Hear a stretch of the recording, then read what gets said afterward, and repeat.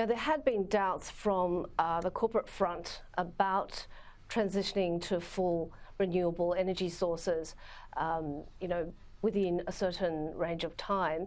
So how is this plan going to accelerate that? Well, firstly, I think there are it depends on who you talk in industry. I think in industry who are very confident about the way in which renewables are rolling out, and also confident about the economic and commercial opportunity that's presented by getting our act together in this space, the jobs that are created and the firms that are able to prosper as a result.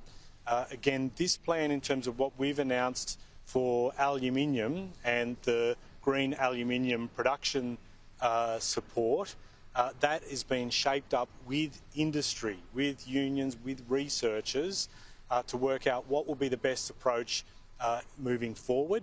And so being able to access renewable energy, having those contracts flow that type of support through to high electricity users like what we see here at Tomago, that will be important long term.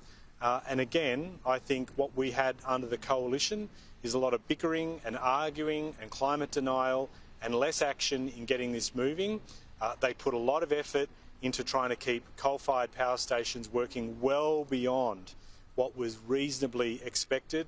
None of those plans came to fruition. We've just got to get on to the job of generating energy more sustainably instead of playing the political games that inevitably the coalition always gets attracted to. So how does this green aluminium manufacturing direction compare with, say, the coalition's election promise of more small business tax breaks? Let me just say the coalition, as I said, they haven't really worked on energy policy. They've come up with some scheme that they reckon will see the delivery of nuclear power, not really being clear about the cost of that, and most of those projects run over cost, run over time, and will generate power way higher than what is currently experienced. We want, as I said earlier on, Leigh, we want Australia to maintain its global leadership in aluminium production. We want to make sure we keep pace with global competition.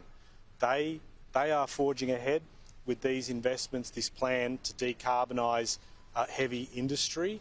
We cannot be left behind, and we cannot, and I would say to the coalition, I dare them to look blue-collar workers in the eye and tell them that they have no plan for their jobs into the future. Unlike them, we're very clear we've got to get moving on this, get the job done. We'd also like to see Australia return to social cohesion, and we've seen a lot of anti-Semitic violent attacks. Do you think there should be a national cabinet convened? Why hasn't there been so far? What's holding the government up? Do you think we're doing enough to stop those acts? Well, a number of things. I mean, obviously, condemning anti-Semitic behaviour. Australians should live free of fear, regardless of their faith or background.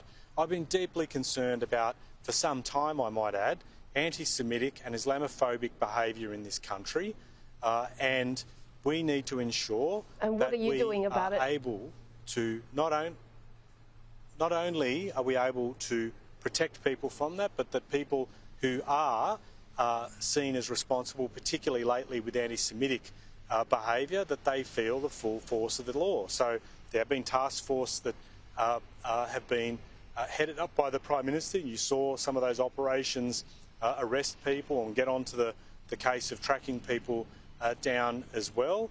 We've focused on action, not just meetings, and working with state and territory governments to stamp this out. And as I said, ensure that people can live their lives, practice their faith, free of fear whatsoever. But do you agree with some of the community leaders that not enough has been done?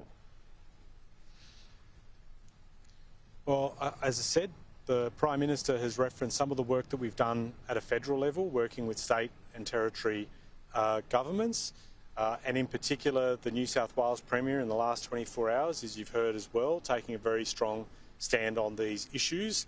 And we do need to ensure that, as I said a few moments ago, people can go about their daily lives and practice their faith without fear of violence. Thank you so much for your time. Great talking to you. Thanks, Leigh. Good talking with you.